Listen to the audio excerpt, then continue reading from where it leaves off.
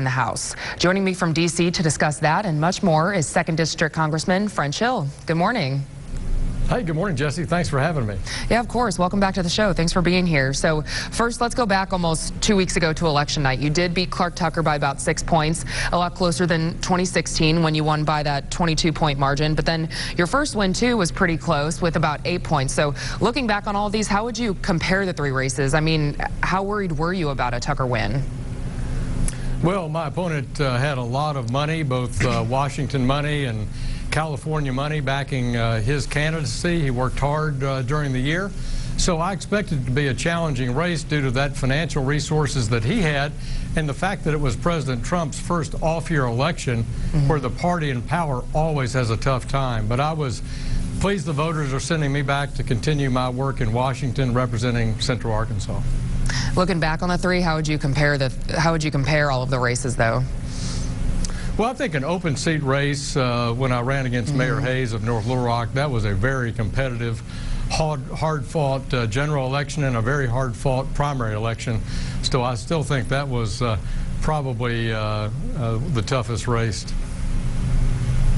All right. And then, I mean, your third term will be different than the others because it'll be the first time you'll serve in the minority party, like we said. In your revived old blue ad during the campaign, you said point blank, Washington is a mess. So with a split Congress now going into January, do you expect that to only get worse in terms of productivity? I mean, a lot of Democrats are already saying, you know, let's investigate, things of that nature.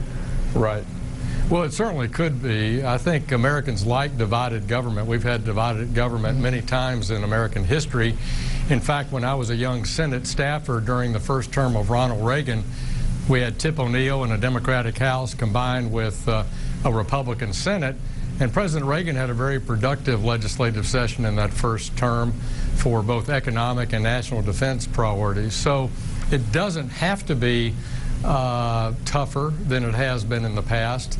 But that's up to Leader Pelosi and Donald Trump and what kind of working relationship that they establish. So, yeah, I mean, you did campaign and you were criticized for kind of the messaging of your campaign with mentioning Nancy Pelosi, but it did align with what Republicans are saying across the country. So, I mean, you just called her Leader Pelosi. I mean, do you expect her to be the leader? Or do you expect any more challenges? I expect her to have a race for Speaker of the House and leader of the Democrats, but I expect her to be successful in that race. She is the de facto leader and designer of their campaign and the major fundraiser for the Democratic cause. I think she'll prevail over the next few weeks as they complete their leadership elections. Okay, so even for Speaker, too, you're thinking that there won't be too much of a challenge for her?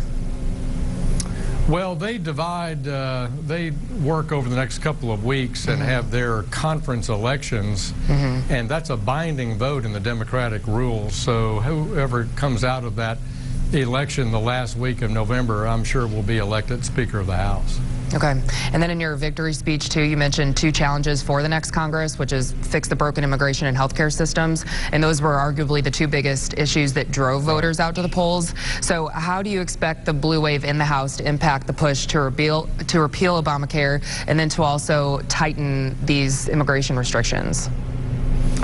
Well, it's not so much tighten the immigration system as it is fixing the broken aspects of the law, both in interior enforcement and making sure that we have a good southwest border enforcement situation. I think it makes it more difficult to have more Democratic members in the House, but that doesn't mean that it shouldn't be a priority that we fix the broken immigration system and fix health care where it's actually affordable for our families. Both of these things are major points for President Trump. And he's in a position as the leader of our country to work with the House and the Senate and achieve both those things. It will require compromise, but it required compromise when the Republicans had the House as well. So I think those should be priorities going into the new Congress. So you don't expect a push to repeal Obamacare to be tabled or anything like that? Well, the Affordable Health Care Act, the ACA, known as Obamacare, has broken our health care system and made it more expensive and less affordable for people both in group health plans as well as those people on the exchange and those people with pre-existing conditions. So we need to fix the system. So I believe that that effort should continue, and I believe it should continue under a Democratic House or a Republican House. It should be a priority. And then Democrats also just kind of have some momentum here, so they're already threatening gun control measures too, promising even some legislation to make it more difficult for Americans to buy a gun. Just in this atmosphere that we're looking at going into January, do you expect to see federal gun legislation actually pass this time around? I can't answer that question because I don't know what the parameters of it would be or what the focus of it would be. But I don't have any doubt that the Democrats will be working on their agenda the next few weeks and unveiling it as the new Congress takes shape. So I look forward to seeing whatever proposals they come up with and see if I think they're the right thing for Arkansas or not. Since you are back in Washington right now, coming off the midterms, I'm sure you've been able to talk to some of your Republican colleagues. Anything swirling right now in the works for January that hasn't come out yet? Well, we wanted to come back after the elections and immediately elect our leadership. We elected Kevin McCarthy as the minority leader in the new Congress. We re-elected Steve Scalise as our whip.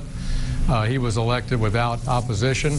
And we've brought some new names to leadership. We elected Liz Cheney of Wyoming as our conference chair. Those are all very important positions for the House Republicans as they now work in the minority and focus on our agenda and what our reaction will be to the Pelosi agenda early in 2019. You also did some picking up where you left off, too. Your bill, the Flatside Wilderness Enhancement Act, did pass last week, which people weren't thinking was going to be too controversial. It does add 640 acres to the area, referred to kind of as Little Rock's backyard, and will be named after Arkansas Congressman Ed Bethune, who fought to, of course, preserve the area 3 decades ago. I think something interesting that maybe people may not know about is you actually have a long history with this project that dates back to when you were a Senate staffer.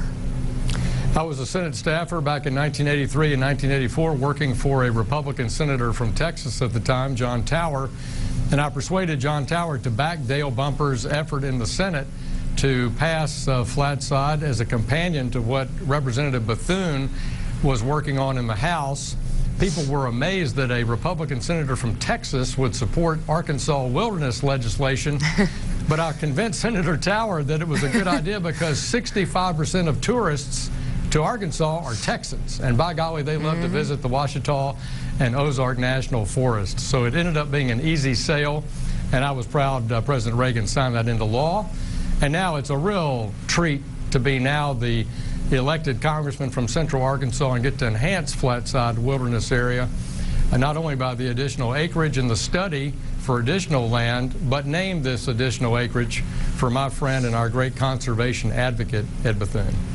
So yeah, there you go. Maybe a good reminder going into January that even surprising things can get done in Congress.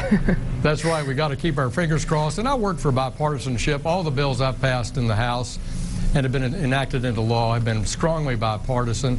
I work in the House Financial Services Committee across the aisle every day with my Democratic colleagues, and I'll continue to do that in this new House with new leadership. All right, Congressman French Hill, thank you so much for joining us back on